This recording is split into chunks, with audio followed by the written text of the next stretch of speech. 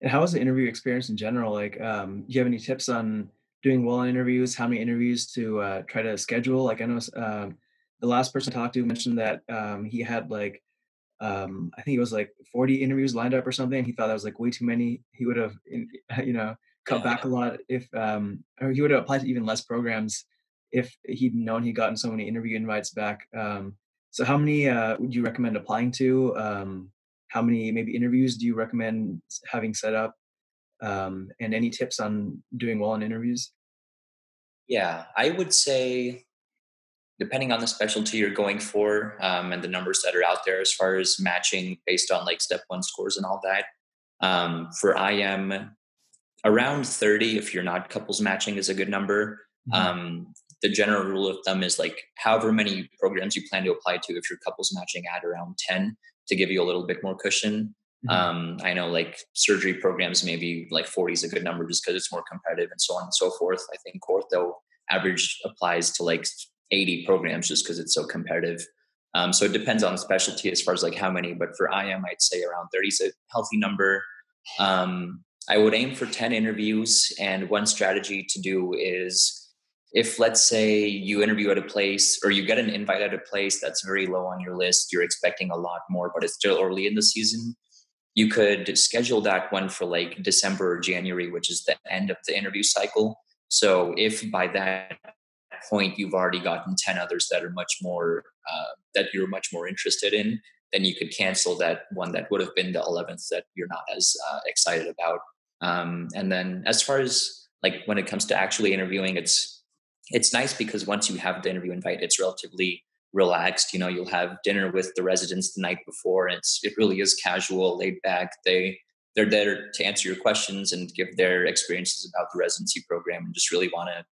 It's a chance for you to see like how are their personalities meshing with mine. How well challenged do they feel in residency? Do they look burned out? Do they look happy? All those things. How well do they talk amongst each other? Are they cordial, or are they kind of like off to themselves when it comes to talking to their co-residents? And then the interview day, it's usually just two one-on-one interviews that are 20 minutes each. So the actual interview portion is very short, and the rest of it is just like presentations by the program director, tours and stuff. So the day goes by very quickly, and most of the time they don't even talk about anything medical. It's more about like where Mhm. you're from, what you like, and just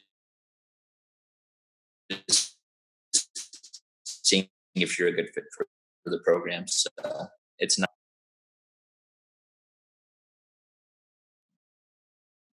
So it's not really like med school, like interviewing for med schools where they're kind of grilling you, where it's like MMI, high stress. It's more laid back, getting to know each other type of deal.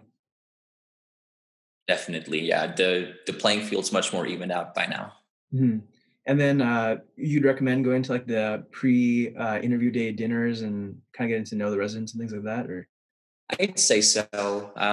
Obviously, they're voluntary, but Mhm. especially if it's a program that you're maybe 50-50 on, like you applied, but you don't know too much about it, I think the dinners are a good like litmus test to see just how well you might fit there. But if it's your number one program and you would go there in a heartbeat anyway, maybe you don't have to go.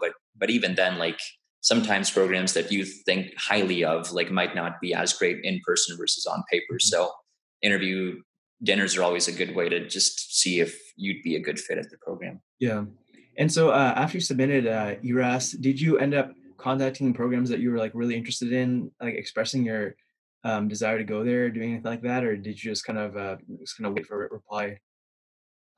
So I had, even before submitting ERAS, I'd like personalized 5 personal statements for the programs I was very interested in, and I just wrote like I just added a one liner at somewhere in the personal statement being like, oh, like this experience I've done matches really well with your programs, like Mhm. emphasis on community service kind of thing. So that was one Yeah. thing that I did um, that helped me, like, I guess, stand out or do a little bit more for the programs I was highly seeking.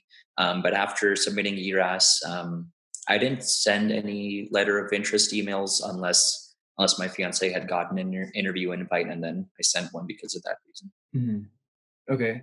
And in terms of scheduling, you recommend scheduling.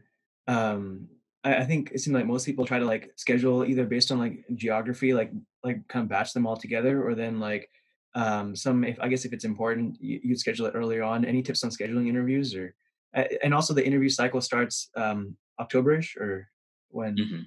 Yeah, I'd say the earliest would be like mid to late October, and then the bulk of them will be November and December, and then tail off after that. So, as far as scheduling goes, it's really hard to do it geographically. Like, if like three interview invites come in like a week, and they're all in like one part of the country, then obviously you can try to schedule it. But for me, it was very haphazard as far as like the locations. So for the most part, I would just schedule them based on available, like what your calendar is currently. Because Mhm, for me, I ended up averaging like one interview a week, which worked out really well. mhm, But if you have two one week and it's next week, but you get one from a program you care about, it doesn't matter when in the interview season you interview, from the data I've read. So mhm, like, don't push yourself to front load your interview season just because you think it's better to do it earlier versus later. mhm. Yeah, that sounds like good advice. I remember reading about some students who like they scheduled like 5 interviews in like a week, or like it's like every day was like a different interview at a different place, and that just seems like super stressful. Right. And then you can't go to Yeah, the dinners for sure, and you kind of miss yeah. out on Mhm. aspects. Yeah, so, spreading it out, I guess, I think once a week sounds reasonable. You can, like, kinda relax, prepare, and then go to the dinner like you're saying, then recover afterwards, Right. and then, get ready for the next one. Plus, like, some schools, like, they aren't as forgiving with, like, taking time off for your rotations, and if you can't take time off your interview season, then you end up having to, miss days and make up days, and sometimes, like, your rotations could get, like, jeopardized in terms of earning units or whatever, Mhm. if you miss too many days too. So spreading it out, I guess, especially if it doesn't affect your results, seems like a good idea.